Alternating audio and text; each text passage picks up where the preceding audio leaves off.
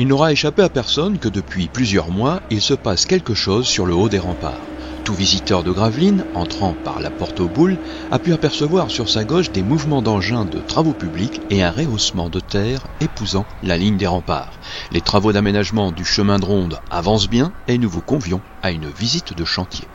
Il s'agit de la deuxième phase de la restauration des chemins de ronde, puisque la première phase est terminée depuis longtemps, et elle comprend à peu près 800 mètres entre la rue de Dunkerque et donc l'endroit où nous nous trouvons maintenant, au sortir du chemin de la Liberté. Là où d'antan les militaires utilisaient ces chemins de ronde pour surveiller et prévenir toute intrusion ennemie, aujourd'hui plus pacifistes, ces chemins vont offrir aux promeneurs des points de vue qui avaient été oubliés avec le temps. Depuis quelques années, l'idée c'était de reconquérir cette balade qui vaut le coup d'être faite puisque ça nous permet de voir toutes les phases fortifiées de Gravelines d'en haut. Dorénavant, les promeneurs, en plus de pouvoir faire le tour à fleur d'eau par les douves, auront ce point de vue du haut des remparts.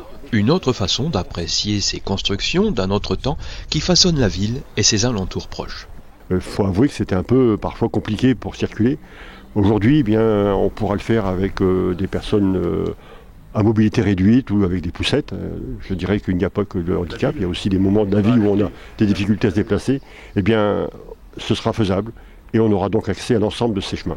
Les accès à ces chemins de ronde ont été redessinés, réaménagés avec des matériaux qui se fondent bien dans l'ensemble esthétique et urbain. On va retrouver des pavés de grès. On retrouve le cheminement en sable calcaire qu'on avait déjà sur les zones précédentes avant. On retrouve du bois sur les bordures le long de ces chemins. C'est cohérent par rapport à ce qui a déjà été réalisé et c'est une continuité. Ces travaux permettent aussi de dégager des éléments de construction historique, comme ici l'accès à une poterne. Cette découverte sera sécurisée et fera partie des curiosités du parcours. Plus loin, c'est une poudrière totalement à l'abandon qui va reprendre vie et viendra compléter le chapelet des poudrières et corps de garde qui jalonnent ces chemins de ronde. Plus loin encore, un blocos plutôt bien conservé du conflit 39-45 a été exhumé. Il sera aménagé en lieu de mémoire et ouvert au public. C'était une grande poubelle, il y avait de la terre, pas de ce côté mais de l'autre côté, il y avait de la terre jusqu'à hauteur du haut des murs, tout a été dégagé. C'était un ouvrage très très important au moment de la Seconde Guerre mondiale puisque c'était le PC pour les communications, m'a-t-on dit. Les travaux en cours seront bientôt terminés et l'ouverture au public prochaine. Ce que nous avons vu aujourd'hui, où les travaux sont en cours. Ce sera pour le fin avril, là, puisque ce sont les journées des villes fortifiées. On espère bien que ce soit praticable, je veux dire. Tout ne sera pas terminé, mais on pourra en faire la découverte. Il restera la troisième et dernière phase pour pouvoir faire le tour complet de Gravelines par le haut de ces remparts.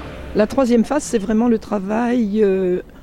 Alors, je vais dire, entre le bastion du Roi et le jardin de la Tranquillité, cette partie que l'on a rachetée à monsieur et madame Braque, parce qu'il y avait une poudrière sur ce terrain et parce qu'il permettait justement la jonction de finir le tour complet.